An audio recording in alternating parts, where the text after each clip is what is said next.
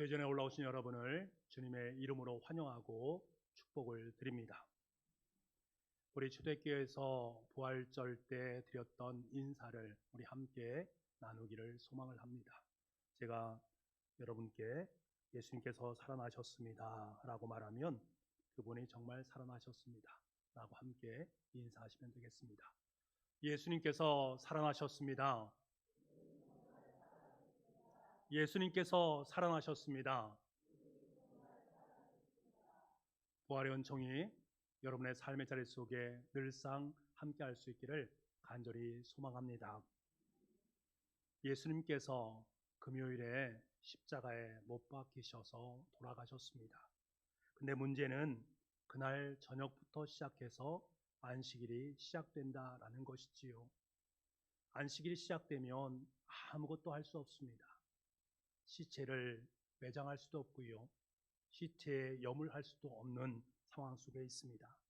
그래서 빠른 시간 안에 예수님의 시신을 장사를 해야만 합니다.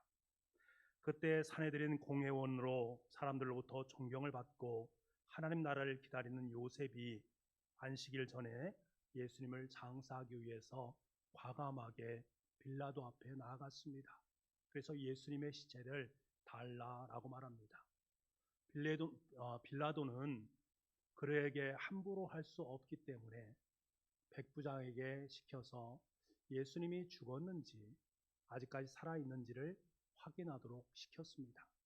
그리고 백부장은 예수님의 죽음을 확인하고 난 후에 다시금 빌라도에게 와서 예수님이 죽었음을 이야기합니다.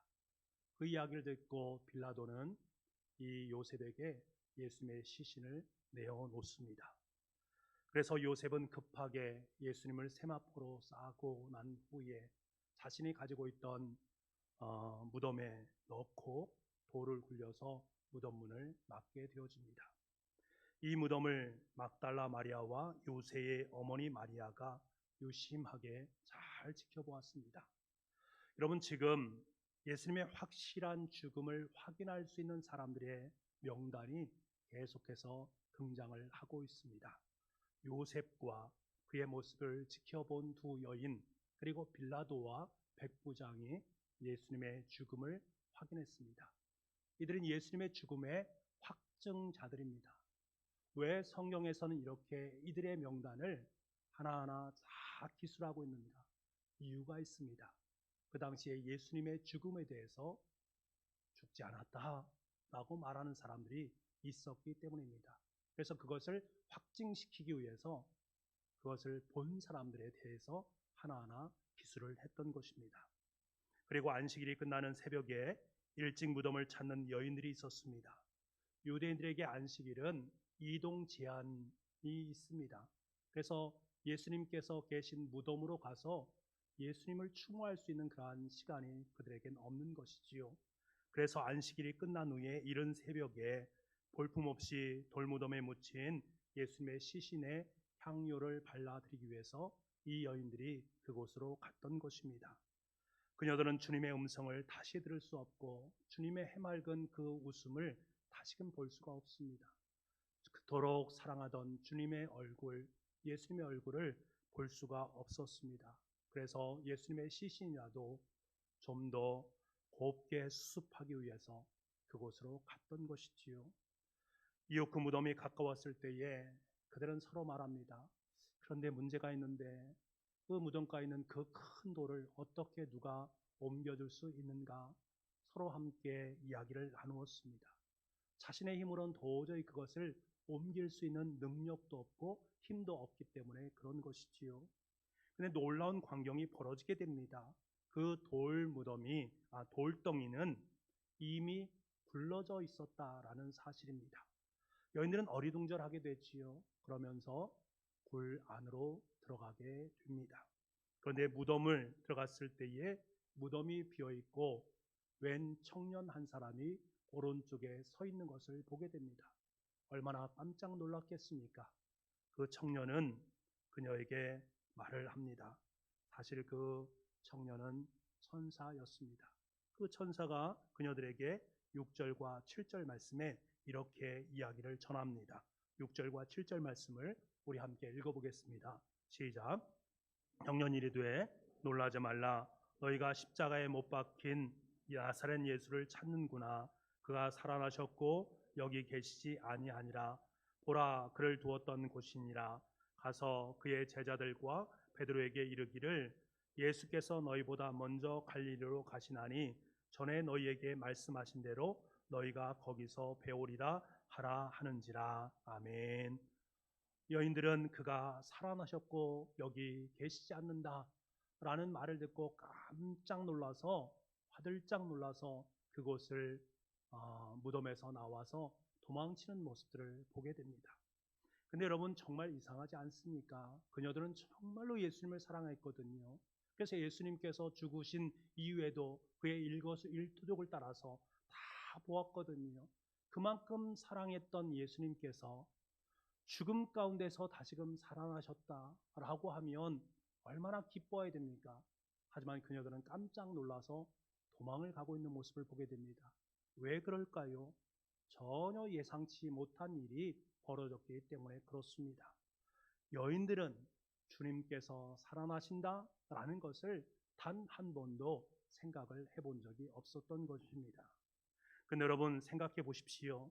이미 주님께서는 마가복음 8장과 9장과 10절을 통해서 예수님께서 죽으신 후에 다시금 살아나신다라는 것에 대해서 계속적으로 말씀하고 강조했습니다. 마가복음은 다른 복음서와 다르게 짧게 구성됩니다. 가장 중요한 핵심적인 것들만 적어 놓았습니다. 그래서 사실은 8장, 9장에 10장에 나온 이것보다 예수님의 죽으심과 부활에 대해서 더욱더 많은 말을 했을 것입니다. 그렇다면 이 여인들도 한 번쯤은 이 주님의 말씀을 들은 적이 있을 것입니다. 그런데 지금 그녀들에겐 그 말씀이 생각나지 않는 것입니다. 여인들만 그 생각이 나지 않는 것이 아닙니다. 예수님의 제자들도 마찬가지였습니다. 예수님께서 몇 차례에 걸쳐서 죽으심과 부활에 대해서 강조하고 또 말씀하셨지만, 그래서 조금이라도 생각했다면, 신실하신 예수님께서 나와 함께 계실 때 그렇게 신실하게, 그렇게 열심히 모든 것을 다 내어놓으면서 하나님의 사역을 감당한 그분인데, 그래서 우리가 주는 그리스도시요 살아계신 하나님이라고 증거했던 그분인데, 그분이 실현은 하지 않았을 것 아닌가? 혹시라도 죽음의 나락으로 떨어졌다가 3일 만에 부활한다고 말했으니까 혹시라도 부활하지 않았을까 하는 마음을 조금이라도 갖는다면, 그 제자들 중에 그 빈 무덤을 찾아온 사람이 단 한 명이라도 있었을 것입니다. 하지만 단 한 명도 그곳을 찾아온 사람이 없었습니다. 당시에 예수님께서 부활하실 것에 대해서 단 한 사람도 생각하지 않고 있습니다. 이들의 머릿속에는 부활이란 단어가 아예 없음을 우리는 감지할 수 있는 것이지요. 그래서 천사는 그들에게 그 말씀을 다시금 기억나게 하시면서 이야기를 하는 것입니다. 야, 너희들이 예전에 주님께서 말씀하시지 않았느냐? 죽으심과 부활에 대해서 말씀하시지 않았느냐? 그 말씀이 지금 너희들에게 이루어졌다. 주님께서 부활하셨다. 그리고 너희에게 말씀하신 대로 갈릴리로 가셨다. 라는 것을 말합니다. 너희에게 말씀하신 대로, 이 말씀 속에 담겨져 있는 의미가 너무나도 중요합니다. 주님은 천사를 신분꾼으로 삼으셔서 전에 자신이 말했던 그것을, 그래서 자신이 살아나게 될 것이다 라는 그것을 다시금 확신시켜주고 있는 것입니다. 부활은 실제라는 것을 천사를 통해서 다시금 주님께서는 그들에게 말씀을 하고 계신 것이지요. 여러분, 우리는 그리스도인으로 이 땅의 삶을 살고 있습니다. 그리스도인, 예수님 말씀에 대한 중요성을 아는 사람들입니다. 그 말씀대로 살기 위해서 날마다 애쓰며 수고하는 사람이 바로 우리 아니겠습니까? 난 하나님의 말씀이 있고 그 말씀대로 나는 지금도 살아가고 있다 라고 자부심을 가지면서 살아가는 것이 우리 그리스도인들의 모습 아니겠습니까? 그런데 때로는 그 주님의 말씀을 마음판에 새기지 못할 때가 얼마나 많이 있는지 모르겠습니다. 자신에게 도움이 되거나 유익이 되는 말씀은 마음판에 새기고 또 기억하고 또 기억하는 것이 우리의 모습입니다만, 자신에게 좀 불리하게 여겨지거나 자신과 동떨어진 말씀이라고 여겨진다면 그 말씀을 귓등으로 듣지도 않는 것이 우리들의 모습일 때가 있습니다. 여러분, 주님은 언제나 어디서나 저와 여러분에게 신실하신 분이십니다. 주님께서 부활을 말씀하셨다면, 신실하신 그분께서 부활을 말씀하셨다면 그것은 실제가 되는 것입니다. 신실하신 그분의 말씀은 실제이기 때문에 그렇습니다. 그런데 연약한 인간들은 그 말씀을 잘 들으려 하지 않습니다. 여러분, 예수님 당시에만 그런가? 지금도 마찬가지입니다. 지금도 예수님의 부활에 대해서 이야기를 하면 그 부활이라는 것이 낯선 단어입니다. 몸소 자신의 몸으로 느껴지지 않는 허공의 뜬구름처럼 여겨지는 단어입니다. 그러니까 부활을 무시해 버리고 맙니다. 그래서 예수님 당시에도 주님의 부활에 대해서 허구다, 그런 일이 없다 라고 비판하는 사람들이 많이 있었습니다. 그 중에는 어떤 사람들은 기독교가 말하는 이 부활의 증인들에게 문제가 있다라고 반론을 제기합니다. 어떻게 반론을 제기하느냐면, 여러분, 최초의 부활을 증언했던 사람은 여인이었습니다. 그리고 부활에 대해서 증언하는 분들의 모습을 보면 대부분이 여인들의 이름이 기술되는 모습들을 보게 됩니다. 당시에는 어떤 일이 벌어졌을 때에 여인이 그것에 대해서 증언을 하게 되면 별로 그렇게 신빙성을 가지고 그것을 바라보지 않았습니다. 그래서 그것은 아니야 라고 치부를 해버렸단 말입니다. 왜냐하면 그만큼 여성들에 대한 대우가 낮았기 때문에 그렇습니다. 편견을 가졌기 때문에 그렇습니다. 여성 자체에 대한 선하게 여기는 그러한 모습이 있었고, 그래서 셈조차도 하지 않는 모습들을 보게 되는 것들이지요. 그런데 이런 여인들이 주님께서 부활하셨다라는 증언자로 성경에 기록되고 있으니 그 사람들이 그 말을 믿을 수 있을까? 아니다. 이것은 허구다라고 여겼던 것입니다. 그런데 여러분, 한번 생각해 보십시오. 이러한 여성들의 주의를 생각한다면 성경에서는 이러한 여인들의 이름을 다 빼야 되지 않겠습니까? 그럼에도 불구하고 성경 그녀들의 이름을 하나하나 고스란히 다 기술하고 있습니다. 그 이유가 무엇이겠습니까? 다른 사람들이 그걸 보면서 이것은 허구다라고 말할 수밖에 없는 그 여인들의 이름을 다 적어놓은 그 이유가 무엇이겠습니까? 다른 것이 아닙니다. 진짜이기 때문에 그렇습니다. 진짜 증인이기 때문입니다. 그들이 정말로 예수님을 돌아가신 것을 보았고, 요셉의 무덤에 장사된 것도 보았고, 돌이 굴려간 것도 보았고, 빈 무덤인 것도 보았고, 천사가 자신들에게 들려준 이야기도 들었던 것입니다. 이 모든 것은 숨길 수 없는 실제였습니다. 여러분, 그렇습니다. 주님의 부활은 너무나도 확실하고 실제적인 것입니다. 그래서 사도 바울은 이 사실에 더욱더 많은 부활의 증인들을 소환하기 시작합니다. 고린도전서 15장 4절부터 8절까지 말씀을 우리 함께 보기로 원합니다. 말씀 함께 우리 읽도록 하겠습니다. 시작. 장사 지낸 바 되셨다가 성경대로 사흘 만에 다시 살아나사 게바에게 보이시고 후에 12 제자에게와 그 후에 500여 형제에게 일시에 보이셨나니 그 중에 지금까지 대다수는 살아있고 어떤 사람들은 잠들었으며 그 후에 야고보에게 보이셨으며 그 후에 모든 사도에게와 맨 나중에 만삭되지 못하여 난 자 같은 내게도 보이셨느니라. 아멘. 예수님께서는 부활하신 후에도 제자들에게 종종 나타나셔서 부활의 모습을 보여주셨습니다. 성경에 기록된 것을 보면 7번이나 그런 일이 있었습니다. 그리고 주님께서는 승천하시기 전에 40일 동안 제자들에게 하나님 나라에 대한 것을 학습하고 확증시켜주는 모습들을 우리가 보게 됩니다. 그리고 어느 때에는 500여 형제에게 나타나셔서 일시에 그들에게 부활의 모습을 보여주었습니다. 그리고 바울에게도 나타나셔서 부활하신 예수님을 믿도록 만들었습니다. 지금 부활하신 예수님을 목격한 증인들이 이렇게 세세하게 하나하나 기록된 이유가 무엇이겠습니까? 여러분, 잘 생각해 보십시오. 너희들이 정말 주님의 부활에 대해서 허구라고 말하고 있느냐? 그렇다면 그들에게 한번 가보라. 그리고 그들에게 물어보라.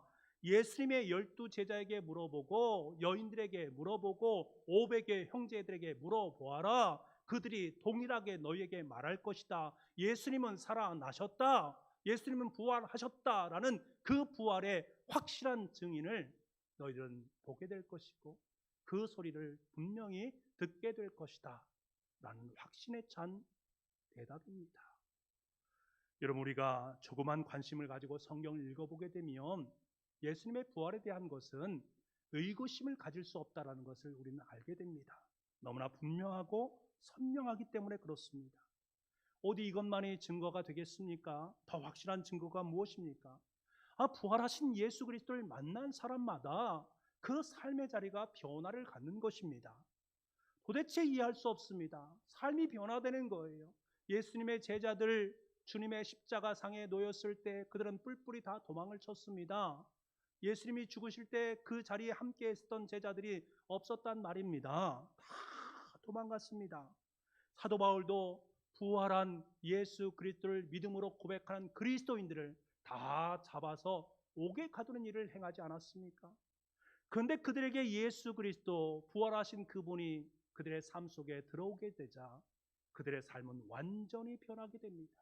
오직 주님의 죽으심과 부활, 주님의 십자가와 부활의 영광만을 전하는 복된 복음의 전도자가 되었고, 마침내 그들 또한 십자가에서 순교하는 분들이 있었고 또 여러 가지 아픔으로 순교를 당하는 분들이 있었습니다.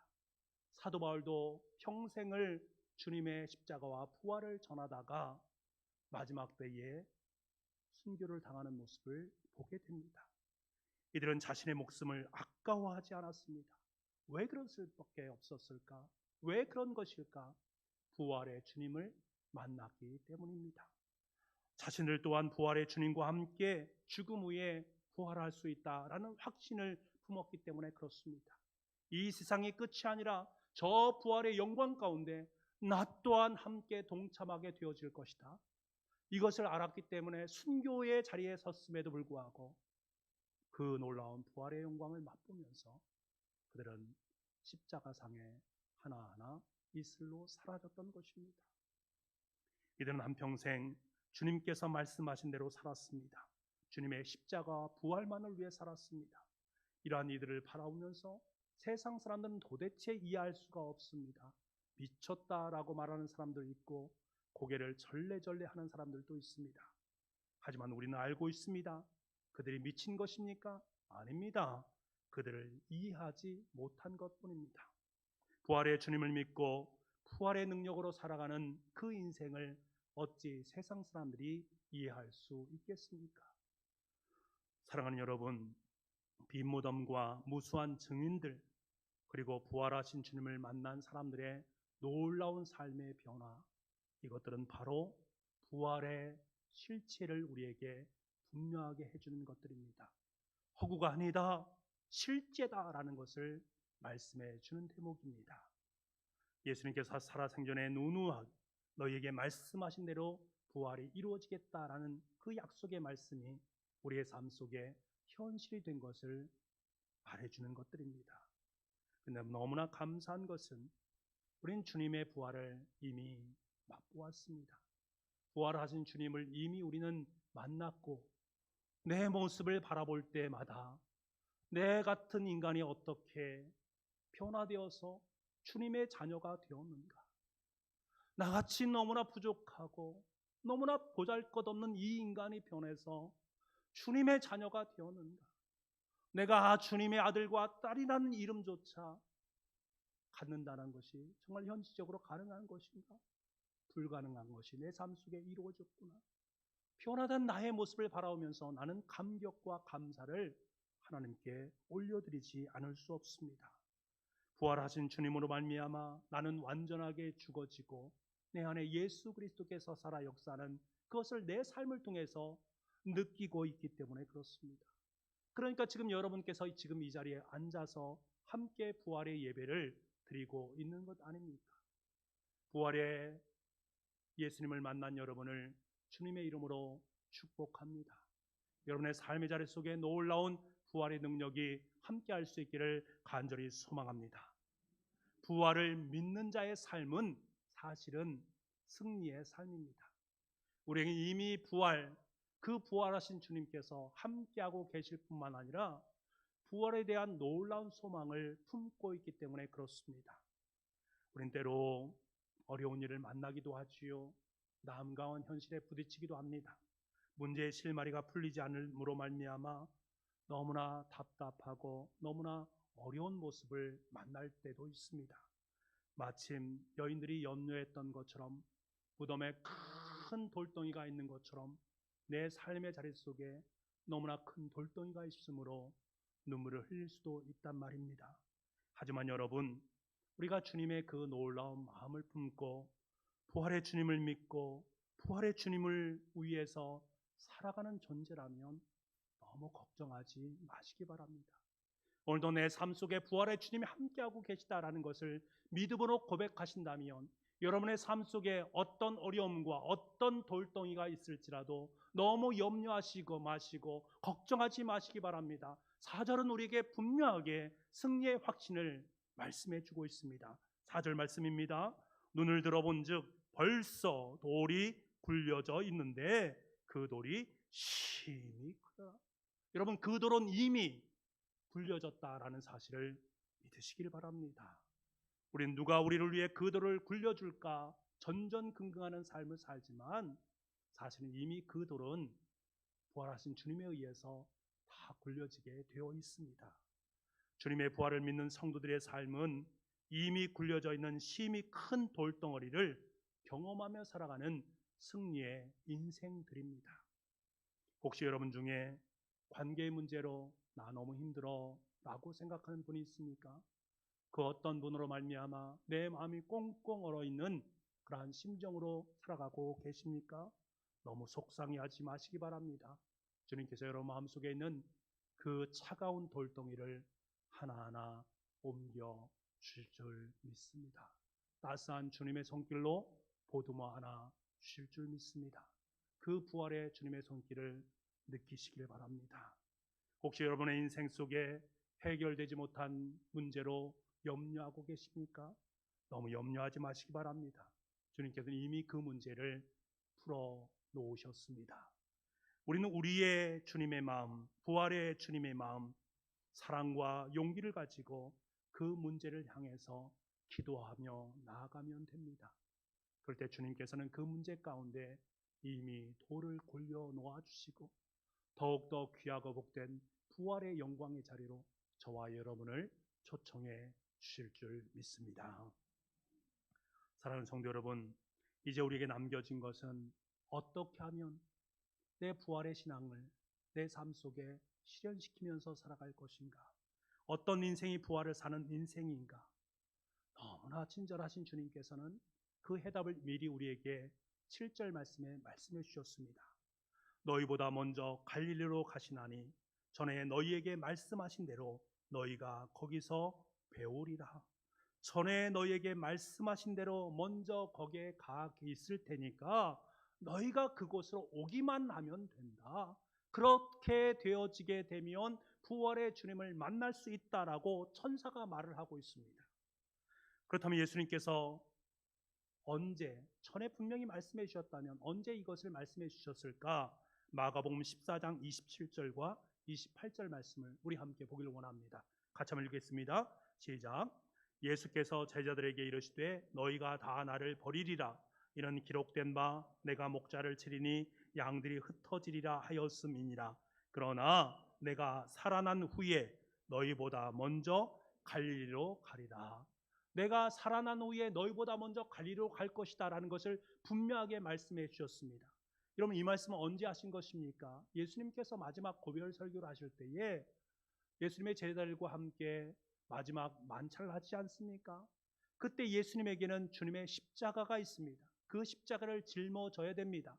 그러니까 마지막 제자들에게 한 말 한마디 자체가 바로 고별 설교나 마찬가지인 것입니다.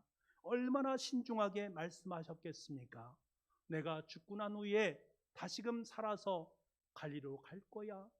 또박또박 자신의 심장에 있는 그 모든 것을 제자들에게 하나하나 다 일깨워 주지 않았습니까? 근데 베드로가 그때 뭐라고 말합니까? 예수님 다 버릴지라도